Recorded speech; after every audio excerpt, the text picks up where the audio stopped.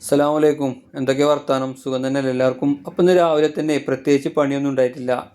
അപ്പോൾ രാവിലെ എണീറ്റ പാട് ഒരു ഗ്ലാസ് കട്ടൻ ഉണ്ടാക്കി കുടിച്ചു. പിന്നെ ബിസ്ക്കറ്റും ഉണ്ടായിരുന്നു. പിന്നെ ഞാൻ ചോറ് തീമിട്ടിക്കണ് ഗ്യാസുമേ. അത് കുക്കറിലാണ് വെച്ചിട്ടുള്ളത്. അത് ഇനി വിസിലടിയണം. 4 വിസിലടിഞ്ഞ് കഴിഞ്ഞാൽ അത് ഓഫായി കഴിഞ്ഞാൽ പിന്നെ അതിൻ്റെ ഗ്യാസ് പോയാൽ പിന്നെ നമ്മൾ എടുത്തു കഴിഞ്ഞാൽ ചോറ് കറക്റ്റ് ആക്കാരം. പിന്നെ അതിലൊരു കറി ഉണ്ടാക്കിയിരിക്കുന്നത്. കറി എന്താ വെച്ചാൽ നമ്മളെ ഉണക്കമാന്തലുണ്ടല്ലോ, അത് വറ്റിച്ചിട്ടുള്ള കറിയാണ്.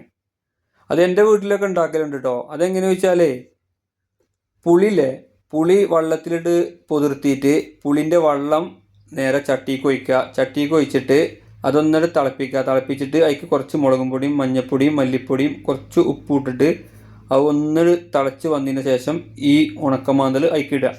ഉണക്കമാന്തൽ അതിക്ക് ഇട്ടിട്ട് ചെറിയ തീയിലാക്കിയിട്ട് കുറച്ചങ്ങോട്ട് വേവിപ്പിക്കുക. അങ്ങനെ കുറച്ചങ്ങോട്ട് വെയിറ്റ് ചെയ്യുക. ഏകദേശം ഒരു വേവായാൽ കുറച്ച് വെളിച്ചെണ്ണ കൊറ്റിച്ചുക. എന്നിട്ട് ഒന്നിട്ട് തിളപ്പിച്ച് കഴിഞ്ഞാൽ പിന്നെ ഏകദേശം വേവായാലോ, ഏകദേശം നമ്മളത് വെന്തു എന്ന് കണ്ടാൽ പിന്നെ നമ്മളത് ഓഫാക്കുക. ഓഫാക്കി കഴിഞ്ഞ് കഴിഞ്ഞിട്ട് പിന്നെ നമ്മൾ ചോറിൻ്റെ കൂട്ടത്തിൽ നമ്മൾ കഴിക്കുമ്പോൾ നല്ല ടേസ്റ്റാണത്. അതെന്താ വെച്ചാൽ പല വീടുകളിലും ഉണ്ടാവും അത്. കാരണം ഉണക്കമാന്തലും ഉണക്കത്തളേനൊക്കെ പല വീടുകളിലും പൊരിക്കുന്നുണ്ടല്ലോ. ഇങ്ങനെ വറ്റിക്കുന്നതും അധിക വീടുകളിലും ഉണ്ടാവും. എന്താണെങ്കിലും നിങ്ങൾ കമൻറ്റ് ബോക്സിൽ ഒന്ന് വിവരം അറിയിക്കും. അപ്പോൾ എൻ്റെ ചാനൽ നിങ്ങൾ കാണുക, സബ്സ്ക്രൈബ് ചെയ്യുക, ലൈക്ക് ചെയ്യുക, കമൻറ്റ് ചെയ്യുക. മറ്റൊരു നല്ലൊരു വീഡിയോയുമായിട്ട് നമുക്ക് കാണാം. അസ്സലാമു അലൈക്കും.